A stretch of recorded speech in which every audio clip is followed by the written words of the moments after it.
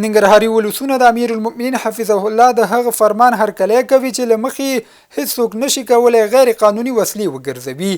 دوی وایي کلونه وړاندې د غیر قانوني وسلو ګرځولو خلکو ته ګڼې ستونزې پیدا کړې وي او ډېری کورنۍ یې ویر او کړاو سره مخامخ کړي چې په ټولولو سره به افغانان له ګڼو مشکلاتو خلاص شي. د ننګرهار امنیه قومندانۍ اړوند لومړی امنیتي حوزې منصوبینو د غلو هغه ډله نیولې چې له خلکو به یې موټر غلا کول. مسؤلین وایي نیول شویو کسانو څخه د موټرو نمبر پلیټونه او پرزې هم امنیتي ځواکونو ترلاسه کړي. ننګرهار کې د 1415 کال د پروژوي پلان همغږي او متوازن انکشاف په اړه ناسته وشوه.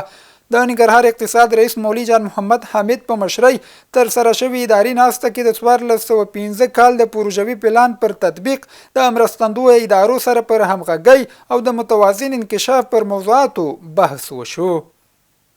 جلالاباد ښار اتمې ناحیې اوسیدونکي د دامان سړک د رغېدو غوښتنه کوي. دوی وایي دغه سړک چې د ننګرهار یو شمېر ولسوالیو سربیره کونړ او نورستان له ننګرهار سره نښلوي جوړېدلې اړین دي.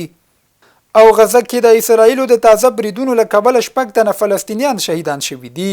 رویټرز خبري اژانس راپور ورکړی چې په غزه کې د اسرایلی رژیم د تازه هوایي بریدونو له امله د یو ماشوم په ګډون 6 فلسطینیان شهیدان شوي دي.